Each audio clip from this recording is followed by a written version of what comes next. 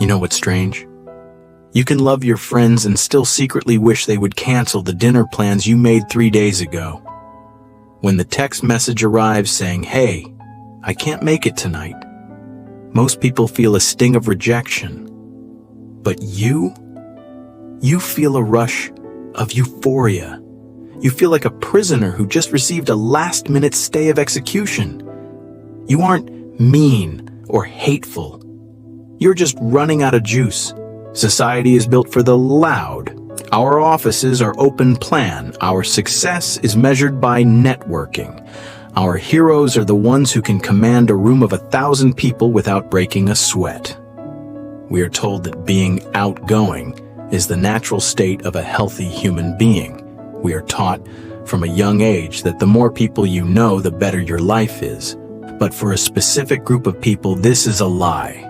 For you, the quiet one, socializing is not a replenishment. It is an extraction. While the loud people are plugging into the room to get a charge, you are the battery being drained. You aren't just sitting there. You are performing. You are tracking every micro-expression. You are calculating the exact right time to laugh so you don't seem off. You are doing the emotional labor of 5 people just to keep the vibe steady. You aren't tired because you're introverted. You are tired because you are hyper-aware. You are a high-fidelity sensor living in a world of static noise. This level of exhaustion wasn't born in a vacuum. It was forged in the quiet corners of your past. To understand why you feel this way, we have to go back. Think of the sensory details of a childhood spent observing rather than participating. Maybe you were a latchkey kid in the late 70s or the mid-90s, coming home to a house that smelled like dust and silence. You remember the specific hum of a dial-up modem, that screeching digital birth cry of a world where you could finally communicate without the terrifying physical presence of another human being. In that silence, you found safety. You learned that when you were alone, the volume of the world finally went down. Many people who feel drained by others grew up in what psychologists call high-contingency environments. This is a fancy way of saying you lived in a house where you had to pay attention. You had to know if the front door closed with a thud or a click. You had to know the exact mood your parents were in before you asked for a glass of water. You became a world-class detective before you hit puberty. You learned to read the air. You learned that if you stayed quiet and stayed small, you survived. You didn't just play, you managed. You watched the loud kids and wondered how they could be so careless, so unaware of the shifting shadows in the room. That childhood hypervigilance didn't go away when you grew up. It just turned into social exhaustion. You're still scanning the room for threats, even when the only threat is a boring conversation about the weather. You're using 100% of your brain to track people who are only using 10% of theirs to talk to you. If you think this is just an opinion, you haven't looked at the data. Psychology offers us a concept called optimal arousal theory. It suggests that every brain has a sweet spot for stimulation. Think of it like a thermostat. If the room is too cold, you seek heat. If it's too hot, you seek shade. In a landmark study published in the Journal of Personality and Social Psychology, researchers found that people who feel drained by social interaction actually have a more sensitive nervous system. They tested this using something as simple as a drop of lemon juice.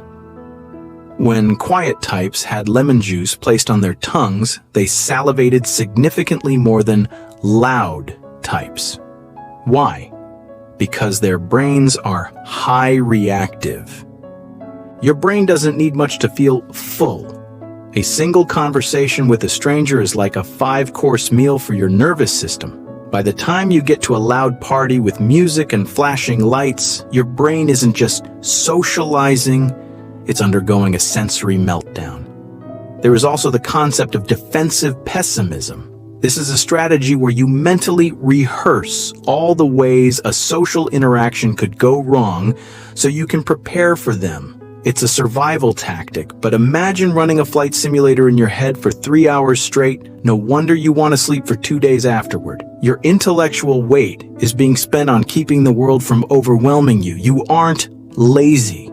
You are overstimulated. Let's be honest about what this behavior really is. It's a shield. Your exhaustion is a defense mechanism. When you tell your friends you're too tired to go out, what you're really saying is that your armor is cracked and you need to go back to the forge. Many people who feel this drain adopt what we might call a boredom aesthetic. You find peace in things that don't talk back. You like solving things with your hands, gardening, coding, fixing a leaky sink, or building a model. You like these things because the feedback loop is predictable. If you turn the wrench, the bolt moves. If you plant the seed, the flower grows. People are not predictable. People have hidden agendas, bad moods, and confusing body language. By staying home, you aren't missing out. You are retreating to your fortress. You have turned being alone into a high art form. You have learned that the only way to be safe is to be the only person in the room.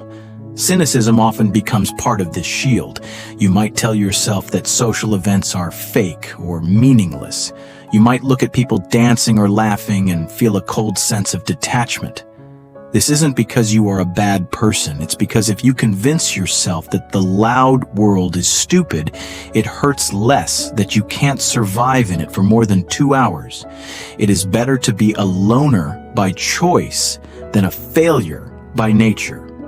You haven't failed at being social, you have simply succeeded at being self-contained. Today's world is a relentless assault on the quiet soul.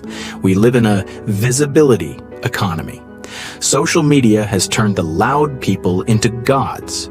We are constantly pressured to post, engage, and build a brand. The digital world is never bored, and it never sleeps. For someone whose psychology is built on the need for downtime, this is a slow-motion catastrophe. There is a deep tension between being visible and being safe. To be successful in 2026, you are told you must be seen. But for you, being seen feels like being hunted. Every like is a tiny demand for more of your energy. Every notification is a bell ringing in a room where you were trying to sleep. The modern world hates boredom. It hates silence. It fills every gap with a podcast, a video, or an ad. But you need that gap. You need the dead air to process the data of your life. You are a 19th century soul trapped in a 21st century noise machine. The loud world will call you maladapted. They will say you need to get out more or break out of your shell. They don't realize that the shell is what's keeping you alive. You aren't broken. You are a highly tuned instrument in a room full of jackhammers. Stop trying to be perfect at socializing. You aren't perfect. You are adapted. You have survived a loud world by learning how to retreat into a deep one. There is a quiet, cold dignity in that. You've spent your whole life wondering why you're so tired. Now you know. But knowing why you're tired is only the first step. The second step is realizing that your exhaustion has a dark side. A part of your personality that actually enjoys the distance you put between yourself and others. There is a truth about why you stay hidden that has nothing to do with being tired and everything to do with power.